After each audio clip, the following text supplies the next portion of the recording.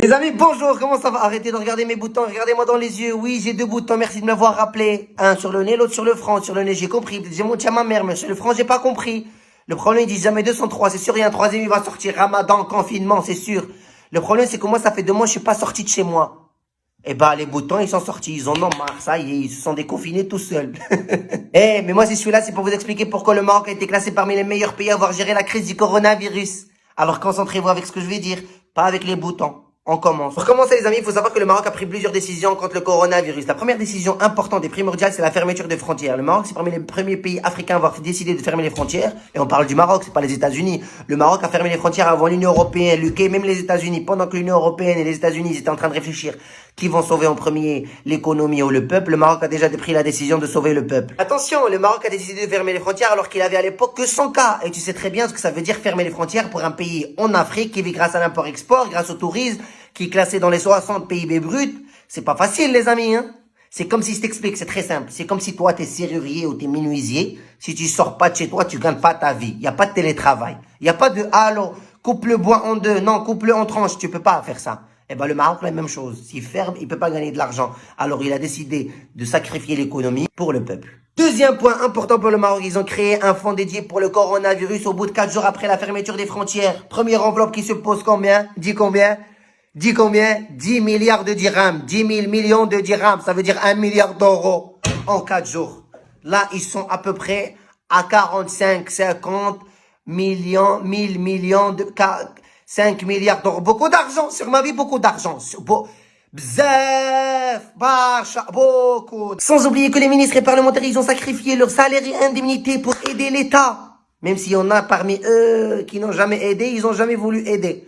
Mais ils n'ont pas le choix. Pourquoi? Article 40 de la Constitution. Il y a un article 40 de la Constitution au Maroc qui dit, écoutez bien, tous supportent solidairement et proportionnellement à leurs moyens les charges que requiert le développement du pays. Et c'est le résultant des calamités et des catastrophes naturelles. Le Maroc a tout prévu, il y a une décennie, c'est écrit dans la Constitution. T'as vu? Là, le Maroc, il est loin. Troisième point important, et pour moi, vous n'allez pas y croire, le Maroc a acheté tous les médicaments à base de chloroquine de chez Sanofi. Ils ont tout acheté du jour au lendemain. Pendant qu'il y avait en France un débat avec Didier Raoult, la chloroquine est bien, pas bien, ils ont créé des pages Facebook. Pendant que l'Union européenne décidait, les États-Unis aussi, les pays du monde entier ne savaient pas essayer d'utiliser, le Maroc a déjà pris la décision d'acheter la chloroquine. Ils l'ont mis chez eux, l'État. Comme ça, ils sont prêts à tout. S'il y a des malades, si ça marche, ils vont leur donner. Si ça marche pas, ils vont pas leur donner. Ils ont tout acheté. C'est là où tu comprends que, franchement, l'État marocain, il aime le peuple marocain. C'est un truc incroyable. C'est ouf, ça. Quatrième point, les amis, le Maroc a décidé de donner des indemnités, de payer 3 mois de salaire pour les personnes qui travaillent en noir. Pas le noir, jamais le noir. Non, t'as compris. Sont pas déclarés et qui n'ont pas de couverture sociale. Ça, c'est incroyable. C'est la première fois que l'État marocain paye le peuple. Et ça, c'est important. Et ils payent pas n'importe qui. Attention, ils font l'enquête. Ça veut dire que tu envoies un SMS, ils font l'enquête sur toi et ils te répondent. Ils font l'enquête grâce à qui? Grâce à une personne qui s'appelle Mqaddam et une autre personne qui s'appelle Qaïd. Il faut savoir qu'au Maroc, dans chaque quartier, il y a une personne qui s'appelle le Mqaddam. Le Mqaddam, il connaît toute ta vie. Il connaît Fatiha qui habite au bout de la rue. Il connaît Hassan qui habite dans l'autre rue. Il connaît Karima. Il connaît Karim. Il connaît tout le monde. Il sait que tu veux refaire la façade de chez toi. Il sait que tu veux rajouter un étage. Il sait qu'est-ce que tu as acheté chez Moulhanout. Il sait à quelle heure tu es parti chez le hammam. Il sait tout. Et ça, c'est ce qui a joué pour le Maroc. Cinquième point, les amis, le Maroc a créé un hôpital à Casablanca en 10 jours de 700 lits. À Wuhan, ils ont créé un hôpital en 2 semaines. Tout le monde en a parlé. Au Maroc, ils ont créé un hôpital de 10 jours de 700 lits. Personne n'en a parlé. Et ben moi, j'en parle. Qu'est-ce qu'il y a? Ya Allah. Hommage à tous les médecins qui travaillent dans le monde entier.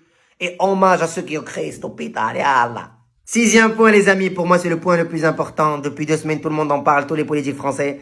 C'est la production des masques. Le Maroc a décidé de mobiliser tous les secteurs de textile pour produire des masques. Article 40 de la Constitution, vous vous rappelez. Solidaire dans la crise, État ou peuple. On est tous pareils, on travaille pour sauver le monde.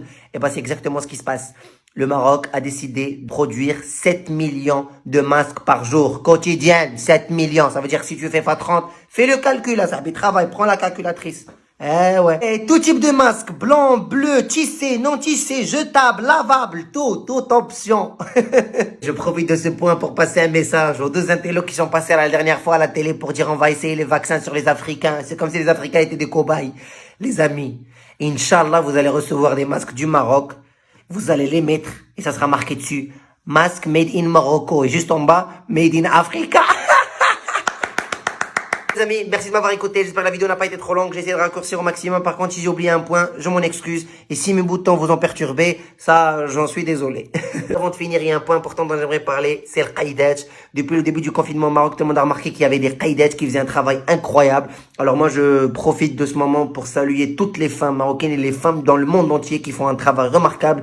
Et ça me fait plaisir de voir des femmes réussir et surtout avoir la position qu'elles méritent dans une société due à leur mérite, à leur travail. On vous aime beaucoup les femmes.